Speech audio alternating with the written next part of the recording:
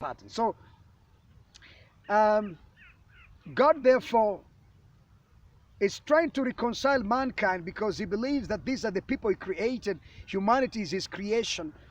And back in the book of Genesis, God says, let us create them in our own image. So I'm trying to tend how it feels as a father losing your children, swaying off from your children. The children you loved so much, that's why you created them. That's why you positioned them and you call them your children. And as a father, you try to battle and fight hard to reconcile these children back to you. Whatsoever is lost and was meaningful, it is not worth losing. Even in relationship, there are people that were so vital in our life, they were so potential in our life, they brought a lot of value in our life. We don't just tend to lose these people. They remain in our energy, in our imaginative world for the rest of our lives because of the impact they brought into our lives. It is worth reconciling back to these people because not everyone is having the potential power and the ability to align with you in the manner that you would have wished to be aligned to. And so God is trying to reconcile himself to man. I'm talking about agape love. And God is doing this subject by trying to get closer to man. And he says, and John, the apostle, says in his writings in chapter 3 and verse 16 of the book of John that for God so loved the world. He so loved the world. That he so loved the world that he gave his only begotten son. He gave his only begotten son. He gave out his son.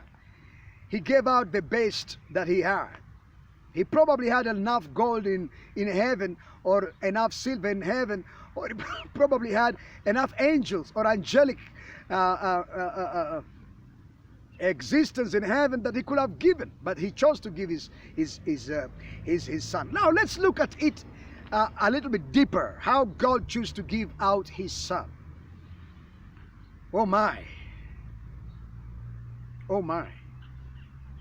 Now, these are things you need to understand much in depth. They are not shallow in their own context. They may sound very simple, but they are very deep things. You're looking at a deity who acclaims to have a son and acclaims that this son has to be sacrificed in order for a solution of a problem to be experienced. And what this deity does, he unveils the birth of this child by a virgin through a prophetic word given by angels called Gabriel.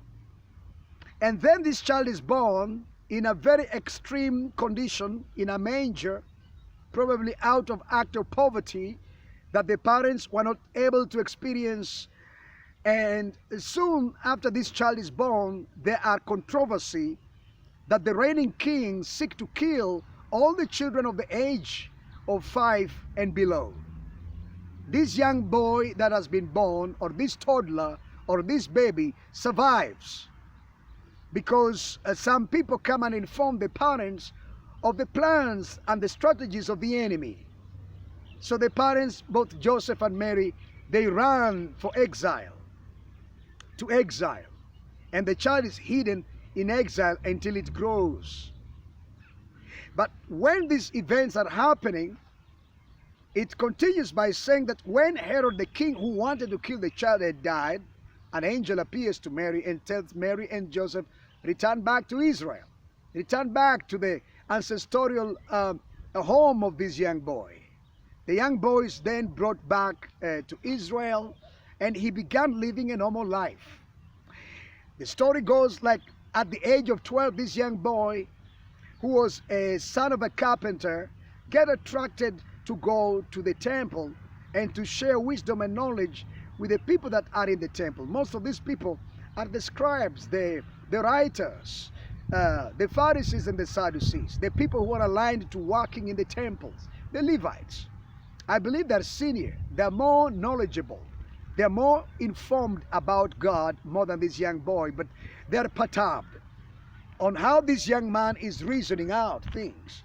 They are actually amazed that this young man is rich in wisdom, in knowledge, in understanding. They make an environment to accommodate him. Soon the parents are a little bit also confused, because when they went with this child to the city, this child got lost.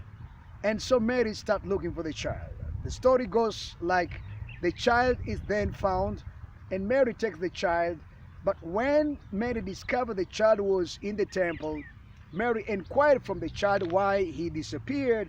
And the child said, "Why look for me while I'm in the house of my father?" He had found comfort in the house of God. The growth of this young boy, the history of this young boy, what is happening with this young boy is soon to change the pattern, the reasoning, and debatable ideology of what we call religious aspects for history. Now, when we're looking at agape love, we must look at an example that has been displayed for us to learn or to understand. And Jesus becomes the major key. He becomes the topmost essential key in order to understand the agape love, the love of God. Okay?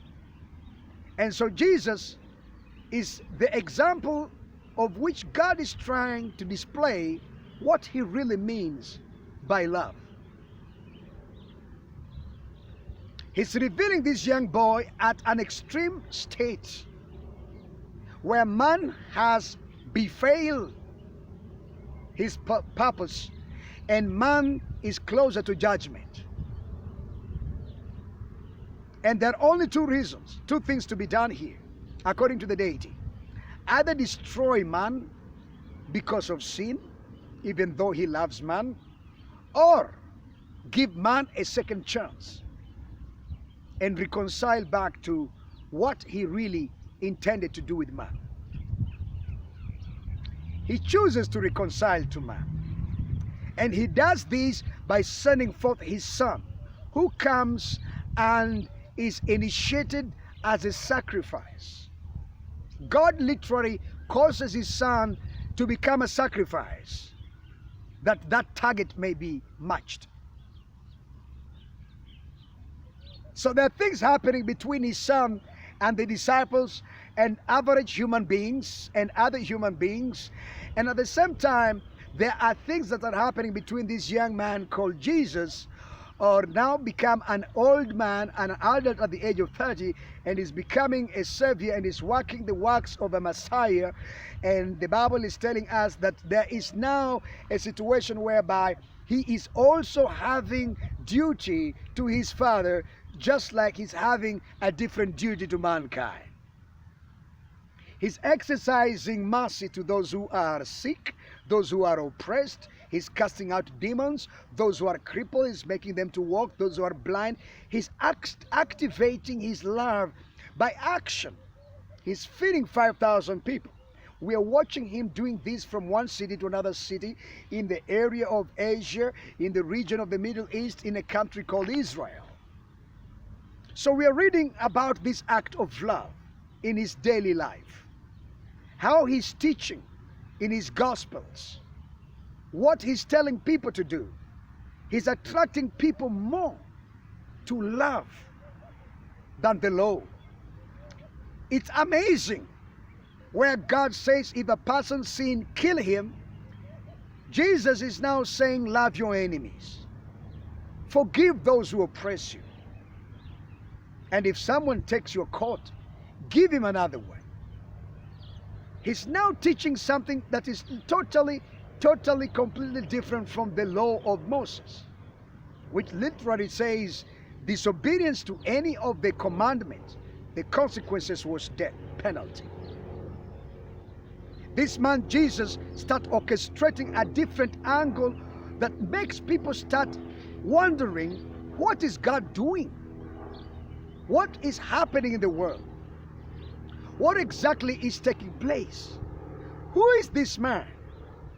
The scribes, the writers, the priests, the Pharisees and the Sadducees discover that there is a man out there influencing people in a different manner than how it's supposed to be according to the scriptures that are written down in the Torah.